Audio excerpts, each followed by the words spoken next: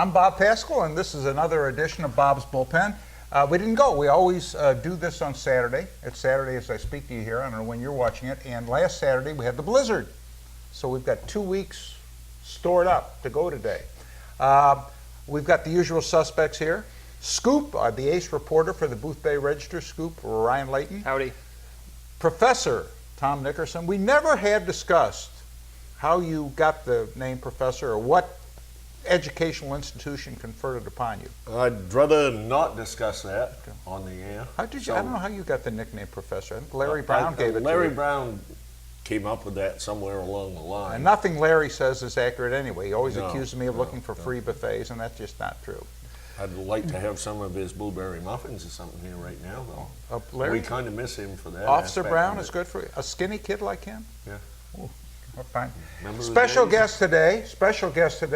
Eddie Crocker, Augie Crocker, who got the nickname Augie when he started umpiring baseball at the high school level because Augie is a good umpire's nickname, and he's terrific. It was that a Stump. Yeah, Stump was a final, and I think Dusty was a Dusty final. was one of the but final. But Augie just fits you, Augie Crocker. Eddie, one of the reasons I wanted to have him here as a guest today is he has done everything. I met Eddie originally in 1993. The first thing I did up here is I was a substitute teacher in the high school.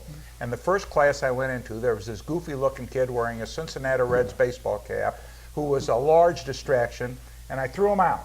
I sent him to the principal's office, and it was indeed Eddie Crocker. So you were a catcher at that time, playing for the baseball team, and a good athlete in school. I was, and you're lucky that night you weren't umpiring behind me, because I probably was catching.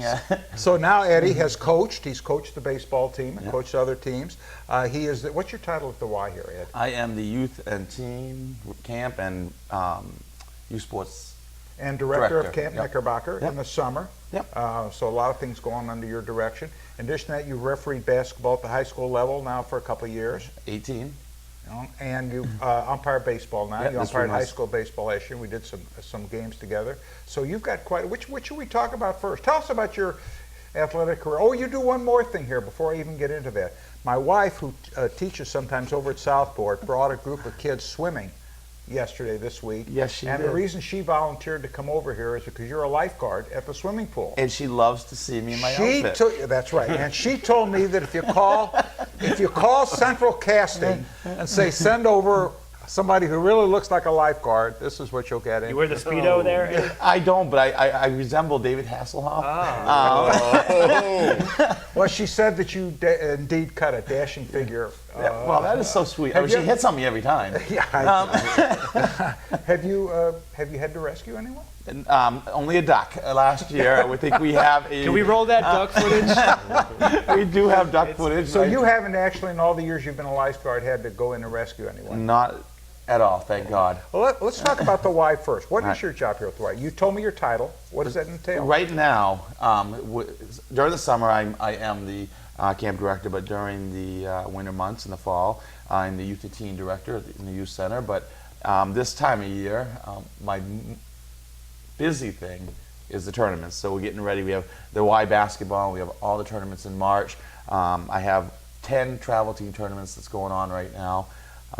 So that's, and plus I coach one of the travel teams that actually ended today with our loss to Auburn, but we played well. We were down about 14 at one point, cut it down to a deficit of 4, and then we ended up just not being able to finish the run, but it was a real good game. But March, we're getting ready for the March Madness tournaments, which starts on the second weekend, which I think is the 8th, 9th, and 10th. And we have the 7th, 8th grade classic, which is, I want to say, 37th or 38th annual classic. So it's been happening for quite a while now. It started with Neil Verge and Donnie Lewis and so forth. The girls play up at the elementary school. The boys are here at the Y. It's for 7th, 8th grade. And all the teams are in. Every year we're scrounging at the last minute to get the last couple teams in. But we have almost a month or less than a month till tournaments. And I have 12 girls teams and 10 boys teams. So we're good there. And so that starts the 8th, 9th, 10th. The following weekend, we have our 6th and 7th grade tournament, which is called the Blasters. And I think this is our third or fourth year for that one. And last year we started a 2nd and 3rd grade tournament, excuse me, a 3rd and 4th grade tournament, which are mini Blasters. And that's the 3rd weekend of March. So by the time the March gets done, I've pretty much lived here at the Y with the tournaments. And then we'll have in April, I think the 14th, we'll have our 3-on-3 tournament, and we hold that in the gym. And we're adding something new to that this year, which is Friday night through half a day Saturday. We'll be doing the grades 3 all the way up to 12th grade, and then after they get done, we're going to do an adult 3-on-3 tournament, which will last throughout the evening on Saturday and go into Sunday. Wow. And I think Neil did it several years ago, and it was a pretty good success, and it ended up fading away. But some guys from the Monday night basketball here said, we really need to do it, so we're using it as a fundraiser for the Youth and Teen Services, and doing a nice little fundraiser with Adult 3-on-3. And flyers have gone everywhere from Portland to Yarmouth, Augusta, all the way around. So we're hoping that's going to be a big event and something that we can start doing annually. I can speak from personal experience because that allows me to do a little of the refereeing of the 5th and 6th grade kids. He runs a terrific program, and I think everyone appreciates it. Have you had any experience I've with had it, some Ryan? experiences with Eddie. I don't know if he remembers this or not. I was just at the wee little age, as a tender age of about 9 years old. I was playing Little League basketball, and Little League baseball. He was putting on a camp, a day camp, I think, for baseball, and I was a catcher. I love catcher. I love putting on the equipment. I love getting down behind the plate. I loved all the plays that happened at the plate. So he showed me some drills, and as the day went on, I kept getting down in the squatting position, and I realized there's this hole down under my crotch that was opening up, and it's getting bigger and bigger as the day went on. And I had my favorite blue tighty whities on, and they were exposed to everybody as everyone was looking at me from the outfield. And I was so embarrassed about it, but I just kept playing on. That's what athletes do. But Eddie got down, and he was showing me drills, and as Eddie got down, he got down in the squat, and he had a big enough hole just the same size. And I didn't realize, I wasn't as embarrassed anymore because he brought everything to level. And I learned some good drills from Eddie. I learned how to catch. I caught all the way up to Babe Ruth. Same with Dale Plummer. You remember him? He was Dale runs summer camps for the Y, and I had the occasion to work with him for a week. Dale. He ran a terrific, he ran a terrific camp for kids. He definitely did. Is he still the head coach at Colby? He was the head coach at Colby. I think I don't know if he's still doing Colby or not. I think he does, but he also runs he's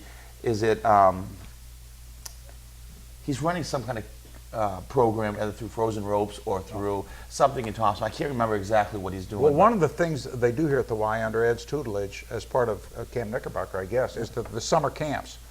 Basketball camp, baseball camp. Pinkham still do the basketball camp, yeah, with What Mark other Goslin. camps do you do during the summer? So we do the football camp with Coach Dion.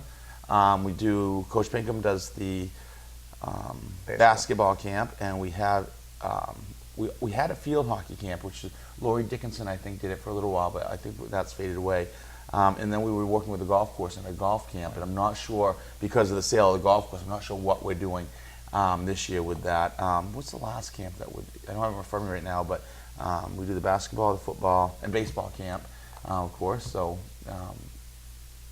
those are the 3 main ones. And we try to add one more. It pains me to have to compliment Ed because we always are insulting each other. Right. But he has an amazing way with the kids. There's still a teen lounge here after school, 3 to 5 or whenever they leave.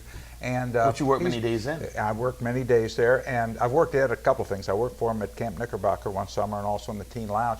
He has an amazing relationship with these kids. He just has a terrific way of getting along with them. When the time comes that if he has to be tough on something, he is. But he maintains his humor, and he maintains a terrific relationship with the kids, in addition to providing the discipline that's necessary. One other thing struck me with regard to your basketball tournaments, Ed, and I wish you would talk about it: community involvement, the adults. I had to give a total hours of how many volunteer hours we do through just the youth programming. It's through Helen Reserve. We email her and let everyone know. And she sent us an email back saying amazed by the amount of volunteer hours that is put into the sports programs there. You have at least 6 coaches. We start down at the kindergarten level. So I do the kindergarten, 1st grade, 2nd, 3rd grade downstairs. I probably at any given time have 3, 4 volunteers helping me there. And then we come up to the 4th and 5th grade, 6th grade level. And then we have, like I said, we have at least 6 coaches and then 6 assistant coaches, which include this year for the girls, like Sarah Karen, Allison and Morgan Crocker, Alex Clark, and let me see, I think Ashley Reed helped out, and I mean, it was a good number of high school girls that came and helped out, and they loved it. I mean, it was funny because had a mix-up in our playoff schedule because the junior high boys were playing and we were scheduled to play, and we wanted to, because so many families have so many people, more than one kid involved, is that we were really coming up with a hard time to put a playoff date let parents see all their kids play instead of picking which one. And one of the things we had to work around is that the girls they wanted to work around their games because they had so much fun coming down here and helping out and being on the sidelines with the coaches. But we put in probably each volunteer puts in around 50 to 70 hours in a basketball season. So we're looking at that times 10, 12 people. That's a lot of volunteer, and I mean you can't do it without them. So I mean I make sure that I'm talking to the Leslie Blethens and the Bryans, and we have Scott Bennett who helps a lot, and of course yourself and Jesse Peters, one of the kids that come in and referee for us. You also had our police chief Hashis, working with you in the past. Yep. Dan Welch, Dan Welch, the principal of the high school, has been a coach, and he's still doing our second, third grade girls travel team, a third and fourth grade girls travel team. I'm very, very impressed by the emphasis that you put on sportsmanship and doing things the right way, and the way the adults that are helping you promote that. Just a superior brand of learning to do things the right way. Right, and we sit down before the season even starts and go through it. I said, and the biggest thing is that I make sure we emphasize is this is about the kids. We're out there helping out and we're out there being there, but we're making it about the kids. And if there's any other agenda, then they don't need to be helping. But I haven't had that experience where I have to say, no, you're making it about yourself. No, they come out and they make it about the kids. They're making sure that kids are getting 50% playing time. They're making sure that if they're at practice, they're going to get in the game, and they're getting all the kids are getting at least some one-on-one attention. I've seen groups where the coach will break off with a couple of the kids saying, "We got to work on this," and let's their assistant coach go through some of the other drills, and they give the kids one-on-one attention. One thing that Leslie Blethens doing right now is on Friday afternoons through the month of February. Is that she has a clinic going on. It's all skills and drills. She has cones down. She has Dan Welch and Heather O'Brien and the girls' coaches helping out and just going. And she has grades, third grade all the way up to anyone doing travel, so up to eighth grade that's invited to come. And she puts them through their paces. And she did that yesterday. And the girls coming out, I heard how much fun it was. How I have a daughter that's just starting to play, and she absolutely loved it. So I mean, we're doing a lot right now thanks to our volunteers for the basketball community, and the kids are coming out smiling, and that's the biggest thing is that they're enjoying what they're doing.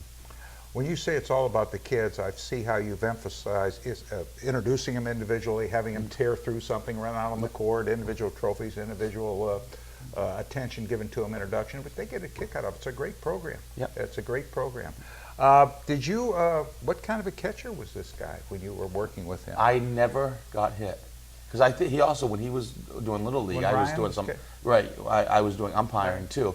And so, I did a lot of Little League umpiring from high school all the way up through even last year, and so, he learned from the best. And so did you see some talent there in his catching? You think there was any future there? Yes, but Well, let me ask you this. You said you umpired, but was he difficult with umpires? Did he ever question your I don't calls? think did he have to deal with you? While Eddie's been doing all these things that he's just been telling us about with the Y, somehow he finds a time to do a full high school schedule. Am I correct? Yeah. How many high school ball games did you work? I had this about year? 25 this year. 25 high school, and probably usually I do middle school as well, but I probably only did 5 or 6 middle school games. Do you like high school refereeing? Yeah, yep, it's a lot of fun, and I know I still remember the advice you gave me. That they're there to see me. Oh yeah, they're not there to see the player. What do you like about it?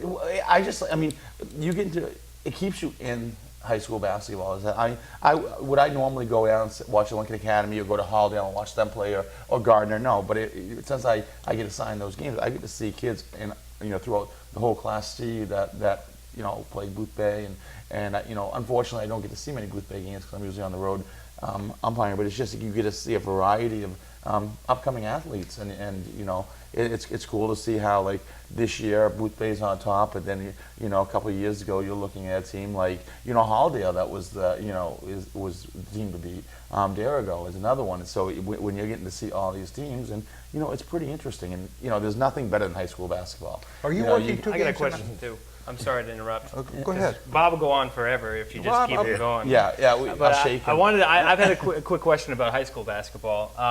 You done also youth basketball reffing. Yeah. What are the major differences in the crowds? Who have the more ferocious parents and audiences and everything? I hate to say is that if I have problems with parents, it's usually at the middle school level. And I think, yeah, you were there. Tommy was there. We had it's a funny story. Clayton Paul and I were working a game up here, and we had a guy from Madomic that kind of got out of hand, and he was yelling every call. It was to the point that when I finally threw him out, that everyone clapped because they were tired of listening to him. And so Clayton had just given him a warning, and not 10 seconds later, Clayton made another call, and I went back and looked on video, and it was absolutely the right call. There's no question about it. And he gets up yelling at Clayton, and I stopped the game, and I sent him out, and it took probably 2 or 3 minutes, to get him out. And it was to the point where I said, I'll give you 30 seconds. There's 45 seconds left on the clock, 46 seconds, and I gave him 30 seconds to leave the gym, or we'd just stop the game. And he, of course, made more of a fool of himself and this and that, and then left. Well, I get a call the next day, and from the AD down in Madomic, and he wanted to hear the story and this and that, and I'm like, he goes, I just want to really apologize because they don't want. His name's Matt. He's cleaned up, the environment down there big time. I guess before I was umpiring, that Madomic was a difficult place to referee in. I never experienced it, but that's what I heard. They're telling me, and so he's worked hard to clean that up. So he calls and he apologizes to me and so forth, and he goes, and we're taking this really serious because it was a school board member that I threw out. And so, and that just brings back to all the stuff that I talked about here about being about the kids, and that if you have a different agenda, you shouldn't even be there, because he really did. There was, that game was a playoff game, and what people remember is, Ed, you threw the guy out of that game, didn't you? That's what they remember. And so I don't know if it's because the parents are at the level where they're just starting to get really competitive in 7th, 8th grade at that level, and they don't know how to take the competitiveness. And so that's where I have most of my problems. I don't have a lot of unsportsmanlike stuff happening at the high school level. And unfortunately, when we do our tournaments here, the tournament, that's most difficult for us a lot of times is the 3rd and 4th grade kids. So we have kids in the 3rd and 4th grade, and we're throwing parents out or grandparents out because they don't like what the calls are being made. They just don't understand. Yes, we need to let travels go. We need to let some things go, or we'd be there for a week. They're learning how to play. And so it's more important to me as a referee at that level is to educate them on what they're doing. So I may call a travel, call a double dribble, and stop and let them know, you know what you did, right? And if they don't, I'll explain it to them for a second. But I'm not going to call every double dribble we see, because that's just the intent of the rule is not to slow down the game where you're not really having a game anymore. And so we'd have back-to-back whistles, and so that's I don't know why parents don't understand that, but that's the most. We escorted a guy out last year. I was there. I saw Ed eloquently tell the guy to leave. Both sides agreed with Ed. It was time for the guy to leave. The way he did it was excellent. The game went on, and when I left, the guy was kind of standing out in the hallway looking sheepish. Yeah. And as Ed said, I've seen him downstairs with the little kids.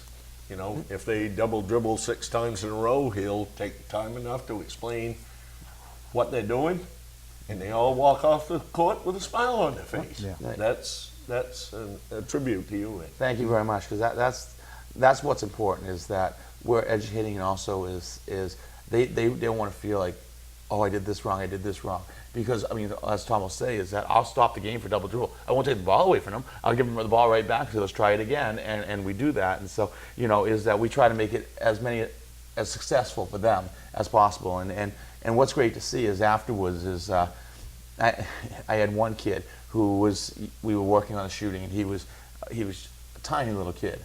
and he was working with his mother at the time, shooting on the low hoops. And he puts it up, and Mom says something. I didn't hear what they said. But what caught my ear is that he goes, "No, Coach Ed said we have to have our shooting hand here." And so he starts showing his mother shooting hand, guide hand, and up and over. And that's how I teach him, is that I break everything down to like 3 steps, you know, and then go from there. And as they get older and so forth, they'll learn the rest of it all will come. So it's really rewarding, you know. I think. Go ahead. I'm sorry. Back to high school reffing. Everybody loves to hate a ref. Yep. It's always the ref's fault. Whatever, who wins or who loses, it's always the ref's fault. Does that require a thicker skin? And do you hear when people are in the audience saying, "That was a travel," or Yeah. "She blah blah blah"? Do you block all that stuff out? Believe it or not, it depends. It all depends on what gym you're in. There are certain gyms where the fans are sitting right on top of you, and if that's the case, you definitely hear more. But you know, usually the bigger gyms, you'll hear once in a while. But in the high school level, is that there's so much noise, whether it's cheering or whether you know, while someone's yelling something at you, there's 30, 40, 50 other people clapping and cheering and this and that. So you don't usually hear a lot of it.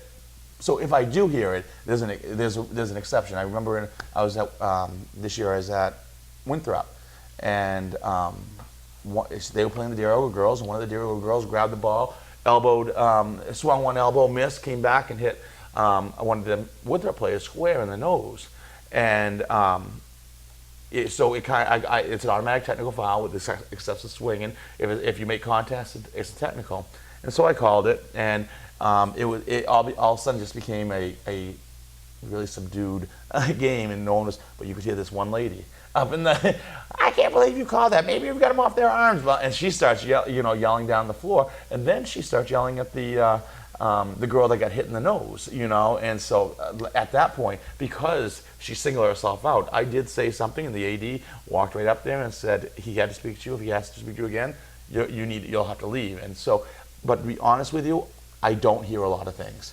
And that's another thing is when a play happens before you, I've always wondered if this goes through the ref's head. Let's say a play happens and a girl plows over another girl and you call an offensive foul, Yep. and then you review in your head and you say, "Oh man, that really was just a blocking foul."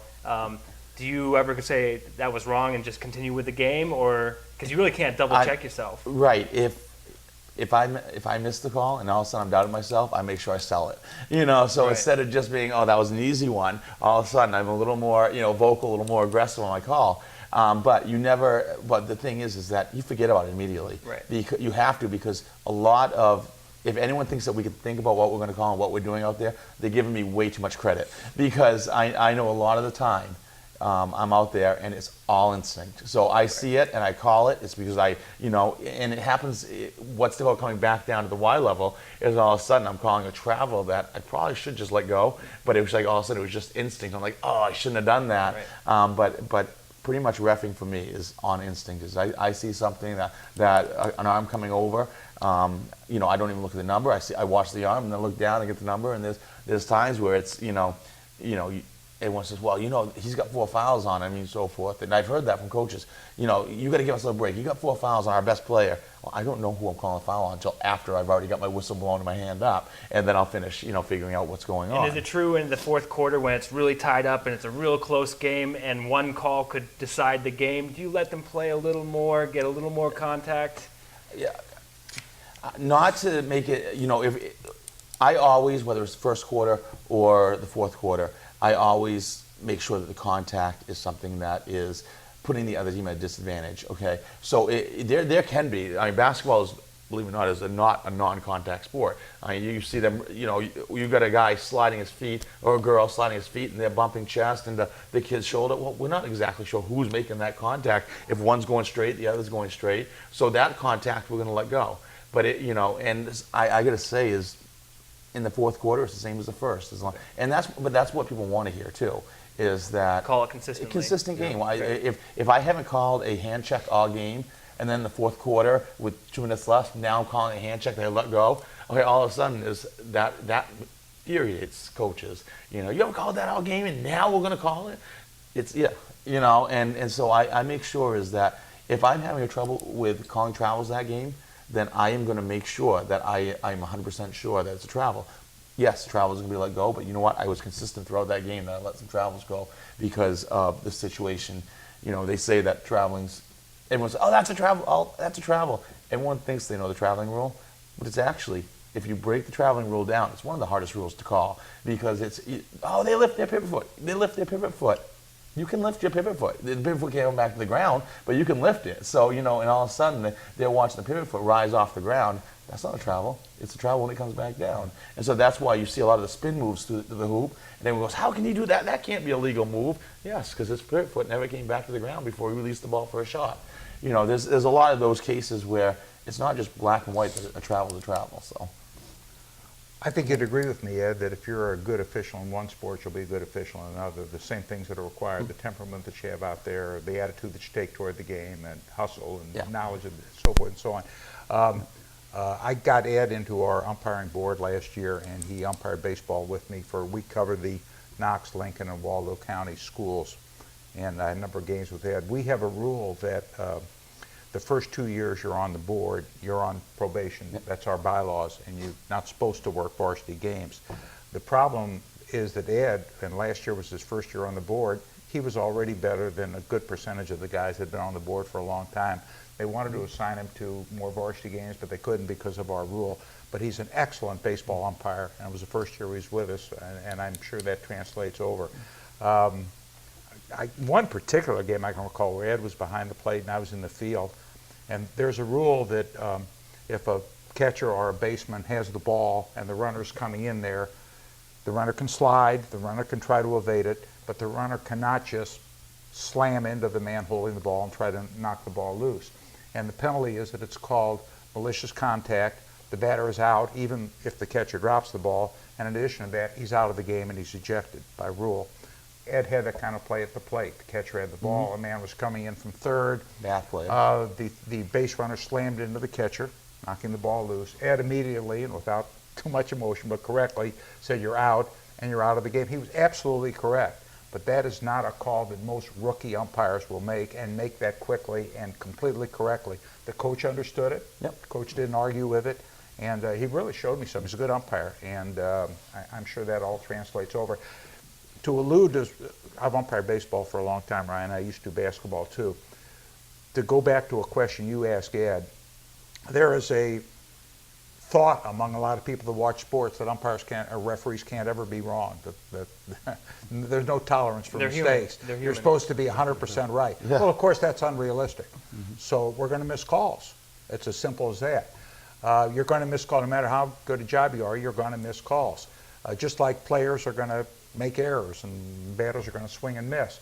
So the realization comes that if you do kick one, and go on with the game. It's going to happen. It's not the end of the world. You're a human being. That's a difficult thing for spectators, coaches sometimes to understand, but it's a fact of life. You're not perfect. You're going to make a mistake. Let's get on with it. And I don't know how you do it, Ed, but there's times I've said to a coach that this is what I saw. I might have kicked the call, but this is what we got to go with, Coach. And a lot of times the coaches really respect that. I mean, whether it's basketball or baseball, is that, I had the bus line championship game with Bob and one other guy down in Madomic last year, and coach came out twice. And what the coach hears you telling him, we're not telling you, coach, you're wrong. It's like, coach, I hear what you're saying. My angle, I felt I had a good angle, and that's what I say. I'm not saying you're wrong. I'm just saying that's what I called, and that's what. And he goes, he can't really balk at that. Is that I'm not telling he's wrong. I'm not saying I'm right. I said, with the angle I have, that's the call I came up with. I'm sorry if it's not correct, but that's what we're going to go with. And he has really nothing. Okay, thank you, Ed. That's as much as they can come out with. I might have kicked it. Yeah, but that's what I saw. You got to be able to be man enough to own up to you might have made a mistake. And because the thing is, when you go out onto the court, there's officials that go out on the court mad. There's officials that had a game last year and remembered, in the locker room, I cheated him up twice last year. If I hear him today, he's gonna. You got to forget about what you did last year. You go up, you shake your hand like it's the first time you ever met him, and you go on with that game. There's a certain coach that when I started on. So when I started refereeing, I started in Portland, and then I moved up to the Brunswick Bath area, and then after that I came up to this area. And when I first got on this board about 7 years ago, there was a certain coach that every time I got on the floor, I teed him up every time. But I did the same thing. It's like every time I got on that floor, hello, nice to see you. And, I didn't remember the last game. It was probably, I'm not kidding, it's probably 6 games that I had within a 3-year time for that one coach that I teed him up every game. After that, he knew I wasn't going to put up with it, and now I'm good friends with this coach. It's like I know his kids. I know, and it was him just testing the waters. I'm a new face down here. He wants to see what he can get away with. He found out that I'm going to tee him up. I'm not going to argue with him. I do it as professionally as I can, and he respected that. And now I have still games with him, 4 or 5 games a year or somewhat there. I don't tee him up at all anymore because he's like, he says, Ed, I think you blew that one, but we're going to let it go. Or, at least now he's showing me the same respect I did when he wanted to see how far he can get with me. I found 95% of the coaches and the ADs have their heads on straight and are good to work with. Yeah, absolutely. And have the kids in mind. And there's enough saying. You were telling us about all that you do for the Y and the different programs and the officiating. How in the world do you have time for everything? Well, working here helps out a lot. And you didn't add the 5 kids on top of that. And in the summer, in addition to running Camp Knickerbocker, you play ball. Yeah, you still play baseball. I play. Billy Arsenal has a team, and we're the I guess the LA Dodgers. I'm not sure what town we're affiliated with now because we've been in Litchfield, we've been in Boothbay Dodgers, we were Mid-Coast Dodgers, so I'm not sure what. We're the Dodgers. And it's Billy Arsenal, Max Arsenal's on it, myself, you remember Brian Carver? Yeah. Brian Carver and his brother Kevin was on it this year. So there's some guys from the community that play, and it's funny, I was my second game of the year, I was umpiring, and I got a foul ball off the collarbone and broke my collarbone. And it was he finished the game. It was the first inning. With a broken collarbone, he finished the game. And so I got it checked out. Yes, said it's broke, but there's nothing you can do really for a collarbone. No. I went on with my schedule, and then we were in the playoffs for that. But the idiot finished the game with a broken collarbone behind the plate. Well, we can talk about some of your injuries behind the plate, but anyways, and then I was catching for the Dodgers in our playoff game down in I can't even remember where we were. And I get another foul ball off my almost the same exact spot. And so I'm now catching. And so I go to throw the ball back, and I can't get my arm up. And so I'm now throwing it back to the pitcher underhand.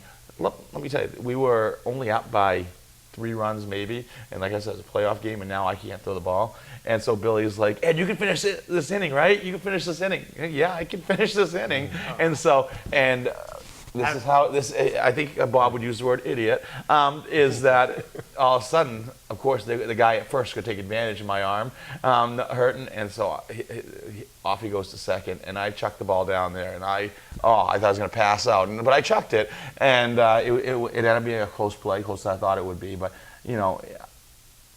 probably I shouldn't be playing anymore. But you left out one part of the story. Was he safe or out? He was out. Safe. I'm sorry. He's safe. In my eyes, he's out. But Bob, I pitched a game down here one time, and Bob was umpiring. He's good. I'm not a pitcher. I'm a catcher. But I pitched the whole. It was a 9-inning game. I pitched the whole game. Ed pitched a 9-inning game. He's a good ball player. It's softball, right? No, baseball. No. Okay.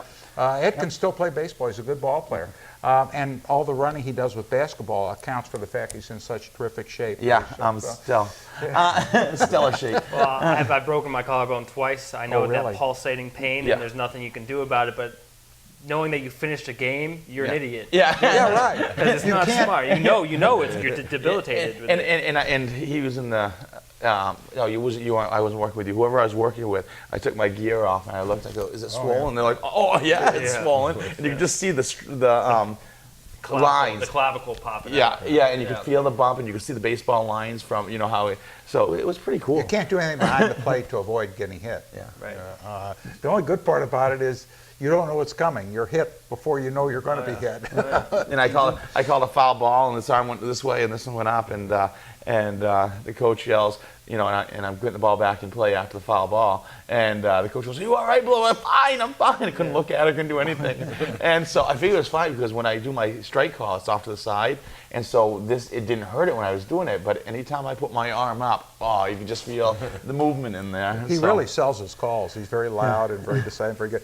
You've also coached the boys' baseball team. Was that fun? Yeah, and actually, to be honest, I will be helping out again this year. We've got a new coach, right? Yeah, I guess it's public knowledge that Brent Barter is going to be coaching the high school boys this year, and without insulting Brent, as he goes, "Ed, I need help," and so he's going to. The way he explained it to me is that he can motivate the kids. He absolutely can. Whether they got to work, he wants to work them out in the weight room, or whether it's base running, whether he can work them out and stuff like that, and we both can do that. But he wants to make sure that I'm fine tuning the skills, and so during the pitchers and catchers, I'm going to help him out during that time. But I am going to have a full schedule as much as I can for baseball, so I'm not sure how much time I'm going to be able to get him, but I know in the preseason and stuff like that, I'll help him out this year. Does he have any other assistants there? Last year, I don't know if, unfortunately, I don't know if Steve had any assistants, but it's right now, I've given Brent a couple names of the guys that I think would, they're back in the community, and to see if he can call on them, who, past pitchers and so forth, and I gave him those names. But you know what, we're gonna work with these kids, we're gonna get them in shape, and then when game time happens, then Brent's probably gonna be the main man, and if I can get to a game, great. If I can't, then I'll help him any way I can. So, but I think the kids are really lucky to have him. He's a good man. He is great. He's, all the kids know him. I think he'll bring people in. He'll bring people in, and one thing that he said. As a Lincoln County sheriff, he's used to bringing people in. Well, and that's what's funny is that everyone says, with his work schedule, how can you be, But one thing Brent told me is that he says, I've been doing this, working so much for so long that he's missed out on a lot of his kids' stuff. And so now he's ready. His Steven, who's playing baseball as a senior this year, he's ready to make sure that he's there for them for their last few years of sports. And if after they go off and he can get back into a heavy work schedule, he'll do that. But right now he really wants to focus on what his kids are doing and how he can help be involved in the community. And this was an open door for him, and he was excited. So I think we got a good man to do the job.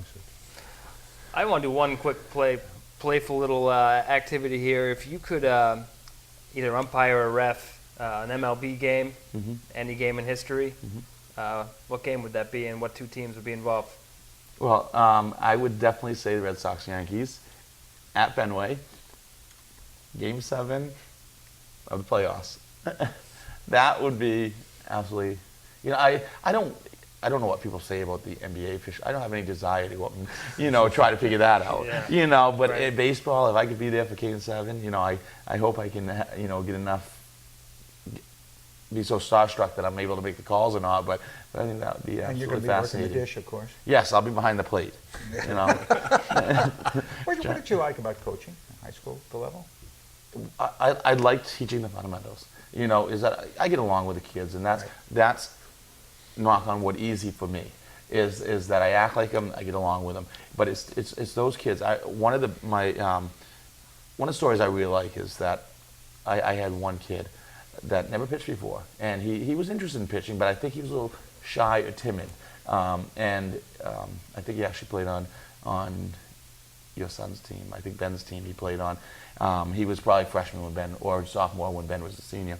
And so he had never pitched very much in Little League and this and that. And my goal was that if you can throw, I can teach you to pitch. And so he had a great arm on him. And so I went and I started him as a freshman in JV games. He might have got in maybe 2 or 3 innings all year, But we worked from day one till the end of the season. And by the time he was a senior, he was getting in as a relief pitcher every game and being productive. He wasn't the hardest thrower, but he spotted the ball well. And so those are the kind of things I like, is that finding a kid that may not have as much confidence in himself, and bringing him around and wanting to do something. And so that's why I coached football down at Lincoln County, and it was a developmental team, so it was all about teaching kids, high school kids who never played the game before. And it's just teaching them the basics of football, and the same with JV level as the basics. We're not looking at win. We're looking at how much better we got from day one to the last day. And I can say for my developmental football team is that we never gave up. We were the smallest team in the league, and more coaches and umpire officials and other team members said that we out-hustled them. We didn't win, but we out-hustled them, and they never got hit any harder against any other team than our team, the other team. And that's what I focus on, is how to hit correctly, how to hit hard, and making sure that you're in good shape to do it. I mean, that's the most important thing. If you're going in there out of shape and so forth, you're going to get hurt. If you're going to go in there, you're going to have more confidence, you're going to hit harder, you're going to feel better about yourself. And I think that's kind of my motto, is that if I can teach fundamentals, when it comes to the win-win-win, let someone else do it. Let someone else win. I want to teach the fundamentals. I can tell from working with Ed and observing him, he's a very able administrator. He's very professional in what he does, but also, and I think you'd agree, he's got a lot of little boy in him. He's got a lot of kid in him. And it helps him to get along with the kids that he's working with. It's a great quality. I got to ask you one more question. This is very, very important. I was asked to ask it. Your brother, Alan, the athletic director, as most people know. Yeah, my older brother. Alan was, correct me if I'm wrong, Alan was a state champion wrestler? He was a three-time state champion wrestler. Well, here's the question I have. This is an important one now. Don't give me a knee-jerk. Think it over. Who was better athlete? I am. I mean, come on. You're a better athlete than Alan? Absolutely. He had to do those individual sports where you didn't have to have teammates, you know? Well, he played football, and he did. He was one of those linemen. But you were a better athlete. Absolutely. Do you think Alan, I am the better athlete. You think he'd agree with that? You know, what's the question that Alan never agrees with me? What's the question that the kids ask? You know, is the biggest thing. I don't know if it was Johnny Hepburn or whoever came up to you, but the one question they have is, if you and Alan got in a fight, or you and Mr. Crocker got in a fight, who would win? Me. No, I wouldn't. Even with a broken collarbone? Yeah. He'd break it again. That was the real. That's the real way he broke it. That foul tip story is not true. Good. You'll come back here and we'll talk anytime. some more. You're going to stay some more. Yeah. Okay. Now we're going to have our feature that everybody people around town tell me that they look forward to your feature, Professor. What do you got for us today? Well, it's tournament time. And I've been looking into a lot of facts as far as the tournament goes. And one thing I did notice the other night in the MVC championship, I have a question about the long basket at the Civic Center. That basket down at the end where the hot dog stand is. It seems teams are less productive on that basket. Mm-hmm. I don't know if it's something like in Fenway Park where they have to put the tap over the seats, you know, in center field during day games. But obviously the other night, Boothbay was doing better at the short end, and so was Derigo. And same with the girls. Same with the girls. Mm-hmm. I'd like to see stats on that. I might get Ryan's father to go up and do a little surveying up there, Leighton Associates, and just see, you know, the depth perception, this, that, the other. So as far as being a professor, the only thing I can recommend is if we could somehow change the color of our uniforms at halftime, keep shooting on the short basket all game, we might win. I did the books for that game, and the boys scored 42 points on the far end, and they scored 9 points on the concession side. Well, we'll cover that when we do my feature, for sure. But I really feel, I mean, no kidding aside, there is something to, I would like to see the stats over the years as far as shooting on that long basket. Yeah. I mean, obviously the other night there wasn't lines there at the hot dog stand. But imagine when it is. But sometimes there's a lot of movement there. Mm-hmm. Who knows what it is. My next subject is, this is the final season for the Bangor Auditorium. Yeah. The old Bangor Auditorium. Since 1966, am I right? 65, something like that. Well, no, it goes back a lot further than that. I think one of the traditions of the Bangor Auditorium in February is the roof leaking. I like that. That sometimes happens in Boothbay, but down here at the Y. But one of the most, and I looked it up online, one of the most memorable games at the auditorium was 50 years ago, 1963. Stearns of Millinocket and Moss High School in Bath, Maine. I remember as a kid listening to this game on the radio, and both of them, in those days, we had double L, L, M, and S instead of A, C, and B, and D schools. And they met in the state championship. Stearns beat Moss in a back and forth game by 2 points.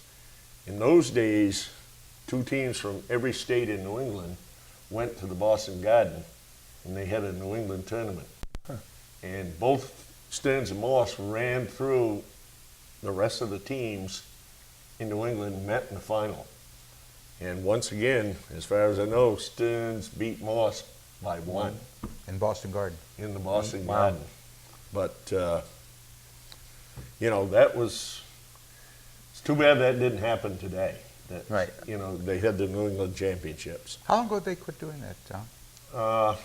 The last I remember was probably 65 or 66. Long time ago.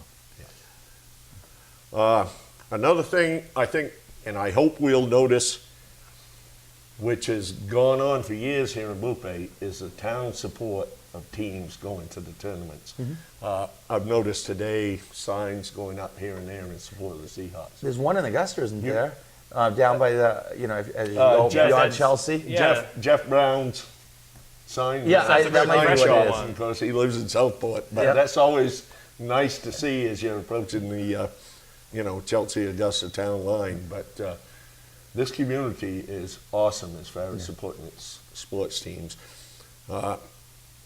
Good time for you- you to tell them when the games are going to be. Yeah, I mean, you could, in football, Boothbay Lisbon was always a competition. You could leave Boothbay, there'd be signs everywhere. Yeah. Get into Lisbon, see nothing. Yeah, yeah, Supporting absolutely. their team. Yeah. So, I remember one sign in 2001 going out of town. I think Tommy Erskine put it up right at the town line. He said, "Last one out, turn out the lights." yeah, yeah. When are those games? Good time to see when. When do the boys play? When do the girls play? The boys play at 8:30 on Monday evening. The girls- I think for the first time this year, that will be streamed on the computer. The Channel 10 Channel 10?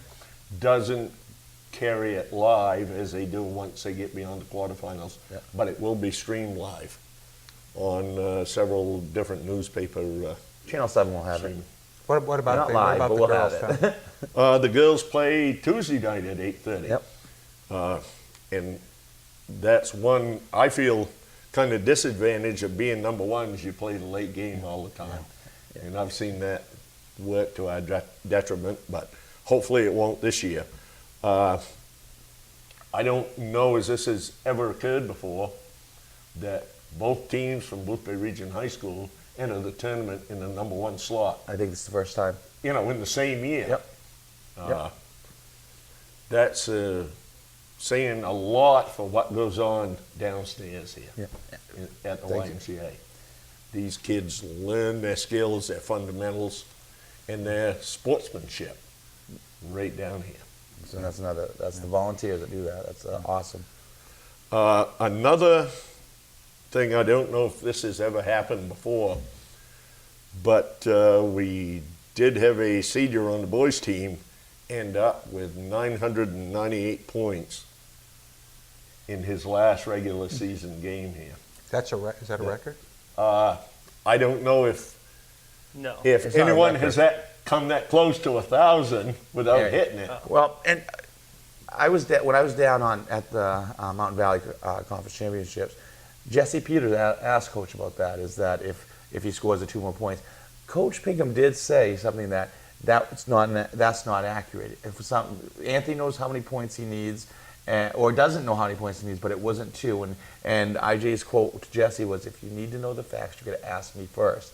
And so there may be a discrepancy there, whether it's 2 or 3 or whatever. I don't know. I know that a lot of people at that last game was saying the rush of the crowd was the Wiscasset game here was that one more basket, Anthony, one more basket, and you got it. And that's what I was up in the stands for that game. And I think that started with Nate Colcourt, the announcer. Yeah, and I Nate. said he was just one basket away, and so I wrote an article about that, Yep. saying one basket away. I asked tomorrow. I said, "Hey, you're one basket away from 1,000. Are you disappointed that you didn't hit it tonight?" He said, "I don't care about that. We just got the win." So he's a humble kid. He He's really out is. there to play the game. As far as a stat discrepancy, no, We don't we'll know. have to check. Yeah, if we want to know, we got to ask IJ, and that's and he wasn't real forthcoming because Jesse did go, how close is he? How close is he? If it's not 2, and he just puts this smile on his face and kind of walks away. But he said Anthony knows what's going on, and he doesn't want that to become a distraction. Is pretty much what it is. Is that Anthony's gonna? I assume, and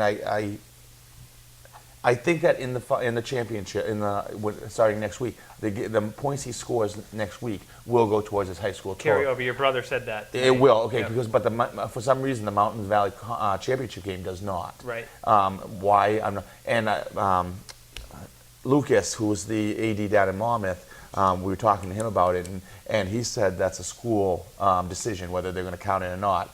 I would think that would be a state decision or Maine Principal Association's decision, but Lucas did say it's the school's decision, and so it will start.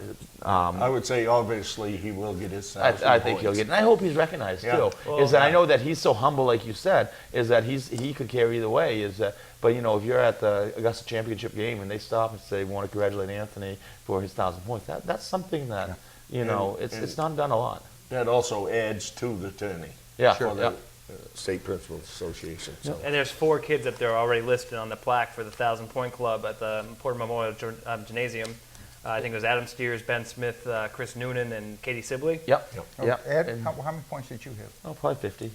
Yeah. But I think by the end of the season, I think we're going to see Anthony DeMoro's name up there. Yeah. And he, and I know we get a little off topic, and I hope Anthony doesn't mind, but he's definitely one of the hardest working kids that I see here.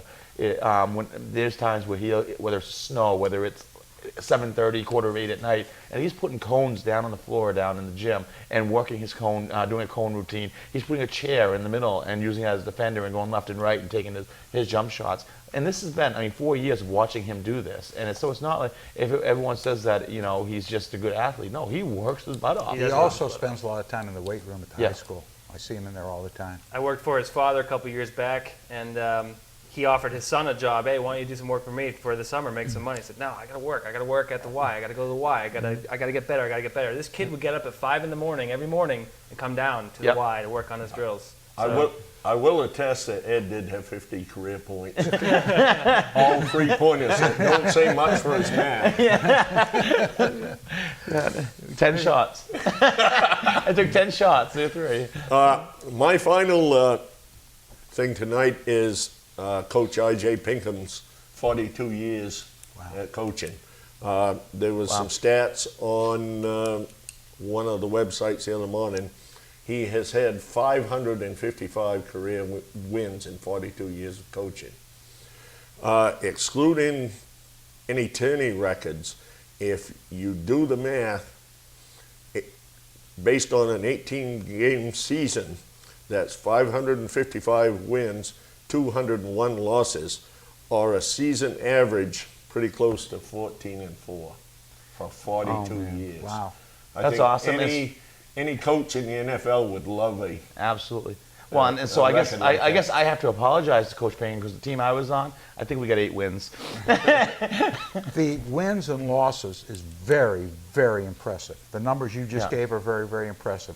But equally impressive is the job he does with the kids, apart from the W's and the L's. And one thing, and I think Bob's only didn't play for Mr. Pinkham.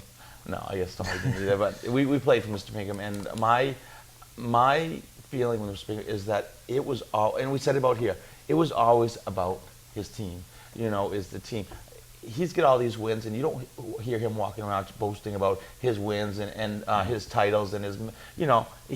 Once that year's done, he's thinking about the next year, and he's really like we said with Anthony, he's really humble about all that he's accomplished. He's self-effacing. not bragging about any of that. It's all about what certain kids do and what he can do better next year, and so I think that's great. And those numbers are very, very impressive. I was, once I sat down and did the math, like I said, this excludes turning wins and losses. Yep. But if you take 42 regular seasons, that's very impressive. He said one other thing to me last week. He said it's still fun. Yeah. It's still Yeah. fun. Well, thank you. Good report, Professor. You said to give you last this week, Ryan, so we did. They knew I'd talk a lot. I let Ed get it all out of his system. Yeah, thank you, Professor, for that little report there. I'm going to continue on with that report a little bit. Sure. So the NBC game, I'm going to give you a little, I did a little research myself. I'll give you a little background on the Mountain Valley Conference and the championship game right here. The last time both teams finished the season on top of the Western Class C Conference was actually back in 1980. According to John Spanky's website of high school history basketball in Maine. I did the research. This was before Boothbay was a part of the Mountain Valley Conference. The MVC, or the Boothbay was admitted into the MVC 10 years later, and it used to be that the team with the best record in the MVC were just the champions, right? Mm-hmm. Since 2008, MVC officials realized they could make money off of this. And so they started hosting a championship game to let the number 1 and number 2 ranked teams duke it out for the championship. And it really doesn't mean anything. It has no bearing on any of the stats or the status going into the tournaments, but allows you to have bragging rights and to bring a banner back to the Raptors, to Boothbay. Mm-hmm. So since 1980, exactly 33 years later, this year marked the first time both Boothbay teams would try to bring home the MVC championship banner in the same night. So, would they do that? Well, on February 14th, Valentine's Day, both Boothbay boys and girls teams got their hearts broken. You like that little Valentine's pun? Yeah, it was sad, but You have to explain them because we're not yet. Okay, and they got them broken in 2 significantly different ways. We'll start it off with the boys. I don't want to spend too much time with it because it was one of those games we don't want to discuss, but basically what happened was a travesty. We knew it would be a tough matchup with Dirigo, and all that worry was temporarily put on hold in the first quarter. The Seahawks burst out of the gates with a 31-15 point lead, and everyone thought, wow, okay, this game's going to be an easy win. Second quarter, the momentum kind of trickled over to Dirigo, but by halftime, the Seahawks still had a comfortable 17-point lead. So, okay, big deal, and what happened next is unexplainable. It's almost as explainable as that meteor that just blasted through Russia. I don't know if you guys saw that. But on the sports page. some type of Valentine's Day voodoo was up. Some type of curse was happening. And in the third quarter, there was a total collapse. Boothbay was held to only 5 points. And Dirigo, in the second half, went on a 38-9 run in the second half. With that said, it was a complete collapse on part of the Seahawks as Dirigo went on to win the MVC championship. And, it's the MVC game. It's not a real big deal. If anything can come out of this game, it's that they learned a lesson, and they're going to come out of the gates on fire and with some aggression in the tournaments. Yep. I talked to I.J. Pinkham about how he's preparing for the season. He says his team's a tough bunch of kids, but there's a lot of things they still need to work on. They have great game in transition. They score a lot of points off the press or breaking the press, but their half-court game needs some improvement, and that was evident in the second half. So, could something good come out of that? What happened in the game you just discussed? Yes. I think Boothbay went in there kind of like, yeah, we got this, and I think it humbled them a little bit, yep. and made them look at what we got to improve on, and that we got to focus, and that when you're in the third quarter and you have a comfortable lead, you can't get lazy on that and just let them creep back into the game, and that's exactly what happened. Travis Magnuson is the coach at Dirigo. He's a heck of a prolific scorer, ball handler. He played ball when my brother was playing ball. He's one of those basketball players you love to hate because he was so good and he was sneaky and he could penetrate the defense. So now he's coaching Dirigo, and I hate seeing him get the win and everything. But I want to debunk your theory on the long basketball hoop. My brother got a outlet pass against Georges Valley against Magnuson, and he dunked it over Magnuson's head on that basket, that long end basket. Yeah. But that's the only way we'll go in. That played out during that championship. It did.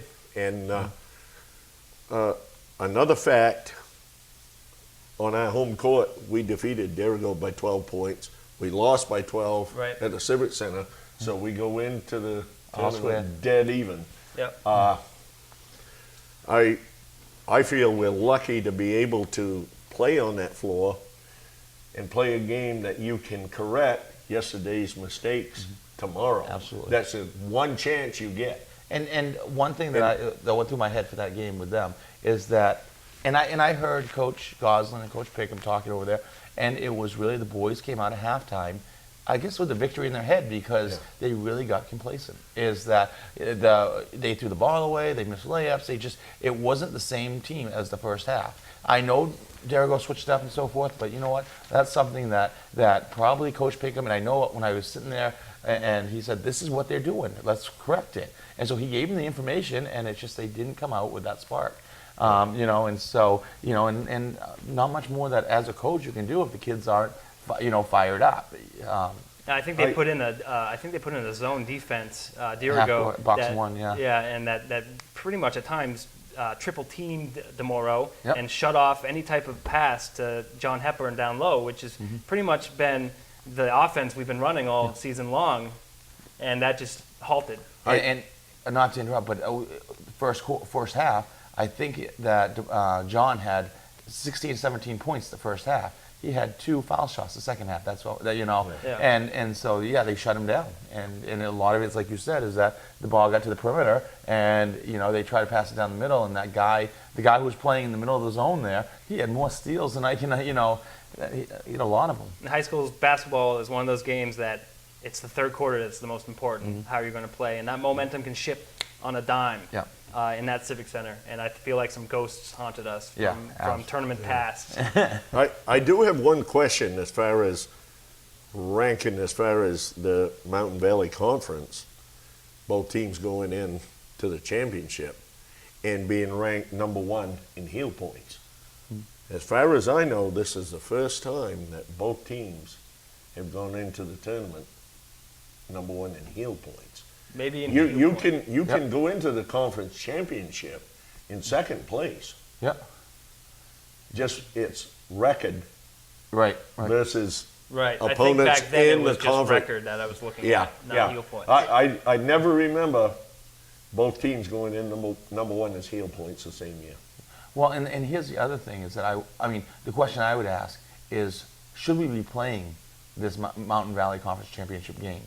I mean, my as an official, I'm looking at it and saying that, what if DeMauro got hurt in that game? What if I'm glad it didn't happen, but I've seen it happen before. Is what if a kid gets upset, gets 2 technicals in the game, and now he's out for the first game in the playoffs? Well, it has no bearing. Yeah. What you do in the NBC game has no bearing going into the tournament. Oh, they won't. That's they what I won't- heard. they- yeah. Okay, all right. NBC game's just an additional kind of scrimmage Yeah. thing for bragging rights. Yeah, I But really an feel injury. Right. Injury would And be- I really injury. feel that after Yeah. the states, if they want to get if they want to do that kind of like an all-star thing, like whatever, do it afterwards, and let's just worry about getting finishing our season before we throw a little scrimmage in the middle of it. It's kind of like the players that's going to be in the Super Bowl don't go to the Pro Bowl. Right. Exactly. It was almost canceled get due to it. the storm, but they rescheduled the NBC game. And looking ahead for the Seahawks, they're going to be playing Wiscasset Monday night, 8:30. This is what the bracket looks like. If anyone, I'll share it around. John can put it up on the screen, giving more work to John. But it looks like if Boothbay can beat Wiscasset, which records show that they can, they'll go on to the semifinals against the winner of Madison and Halldale, and they've routed both of those teams up. And what's great is that Dirigo and Old Orchard are going to be playing. Dirigo will probably win, and then Waynfleet and Monmouth. Waynfleet's the other threat to We haven't seen Boothbay, them. and we've never played them before. When would the second game be if they should beat Wiscasset? Second game, well, it's not it's going to be sometime between February 15th and 23rd. They haven't released it yet. They haven't been that far ahead when this bracket was printed out. However, I do like the idea of Waynfleet and Dirigo going head-to-head because that will eliminate one of our big threats. We've played Dirigo twice. We don't play Waynfleet. They play in a private school league, and it's kind of absurd that they're in our conference, yet we never get to play them. Coaches scouted them, and they're an athletic and tall team, but who knows? We've never played them before, so we'll see how that plays out. You guys have any predictions as far as the Western Maine Conference? That's us right here. How do you think Boothbay is going to do? You going out on a limb, Professor? I see in the Portland Press Herald, Wayne Fleet was favored both boys and girls. Yeah. I think we will see the boys go to the Western Maine final, Yep. and it wouldn't surprise me one bit to see the girls go to the state game. And it depends which team is going to hit the floor too. You know, is that if we see the team that we saw in the first half and they stay and they play hard the whole, there's no reason they're not for the boys that they're not in the states. But we haven't seen. I think the advantage the girls has is that if they play Wayfleet during the Christmas break. Yeah, you know, Tanner scrimmaged the so they've game. seen every team that they could face. Yeah. Right. You know, so that's an advantage girls, I think, because I think they won by 2. Is that right? I can't remember, but it was something like that. For Wayne Fleet? Yeah, it when was they a close played- game. yeah, it was- very it- close. It's always close. Yeah. Which brings me to my second part. Trying to wrap this up here. This is the girls. I do have video highlights available. This was a more watchable game, but still, some bad spirits came in that house. I'll tell you.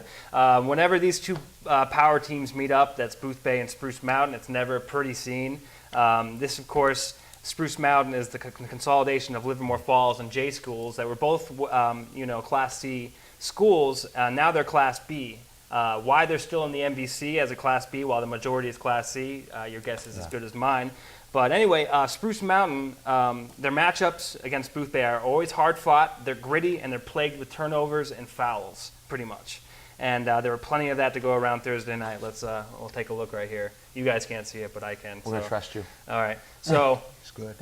we'll start off right in the first half.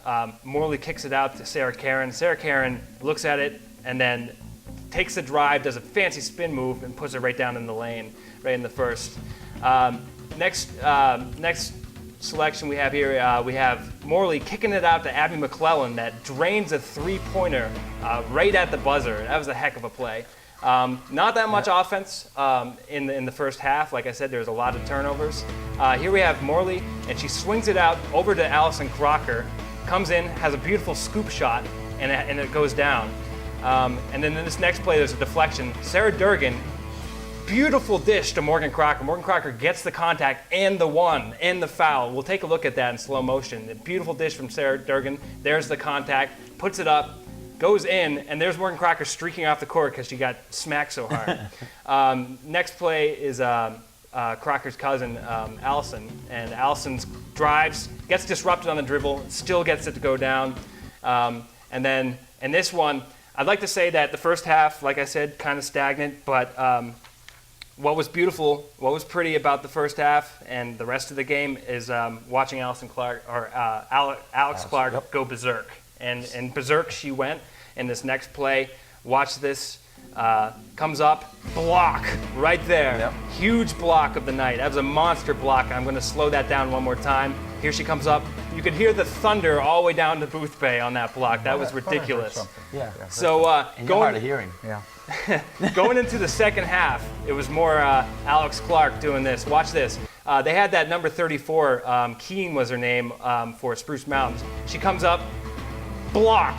She regains the ball, comes up again, another block, right on Alex Clark's part. Alex Clark averaged 2.3 blocks per season. I think that average went up a little more under this game because not only after that block, she regained possession, and in the same possession, in this possession for Boothbay, Durgan brings it up, and beautiful shot right up to Clark, and then that starts Clark off in the second half. Clark went on fire. She scored exactly 11 points in the fourth quarter alone. And this is her doing that beautiful assist from Sarah Karen right up there at Alex Clark. Alex Clark kept pounding it inside. Here she is again. And they had no answer. Spruce Mountain simply had no answer for Alex Clark at that point. We did have a lot of missed opportunities in that game. Here we have Karen finding Clark, who beats the defender and gets it in. At that point, right there, she had tied the score in the fourth quarter, 49-49, with 50 seconds left on the clock. And it was a really tough game. But in this game, Spruce Mountain just kept answering back. Here we have Keen going in for the drive. She gets it in, doesn't go, but the putback does go in by Barnes. And then on the next possession, That put them up 51-49. Next possession, Sarah Karen got fouled, and she's a heck of a foul shooter. She got both free throws to go down. Tied up the game, 51-51 apiece. This was a nail biter. Got down to the last possession, 14 and Spruce Mountain had the ball. How many seconds left? 14, I want It to was say. 14 seconds, and here we see they put in a substitute player now. It was number 4. Her name was Emily Hogan. No one even saw her coming. And Keene, everyone double teamed Keene because she's hard to cover. Keene has it right here, gets it out to Hogan. She's got Alex Clark in her face, who's 6'1", and she hesitates, dribbles a couple bit, puts up the 3 at the buzzer, and they win. They win the game at the buzzer. And much to Boothbay's dismay, you see everybody coming out. You see Alex Clark putting her hands in her face in her hands. It was just a very disappointing game. It was a heck of a game to watch. Yeah. But no one knew that little girl was going to drain that 3 at the buzzer. So that was an exciting MVC game. If anything, they're going to come out with more aggression. And I guess the good news is we don't have to play Spruce Mountain in the tournaments because they're Class B. Class B, right. So- One thing that I would love to see happen, as I mentioned earlier, this is the last season for the Bangor Auditorium, and the state games, both the boys and girls, are being held there, and Boothbay teams have the possibility of winning the last two high games. school games ever played in the auditorium. That'd be awesome. I would love to see that happen. On the regular season, I correct me if I'm wrong, but the boys had 1 loss, the girls had 2. Right. Yep. And those losses were losses by a total of 7 points. For all. They were all very close Close games. I think the girls lost, 1 by 1 and 1 by 4. They lost and to the Spruce boys Mountain lost 1 by 2. Exactly. 7 Yep. points. 3. So Yep. 7 points total.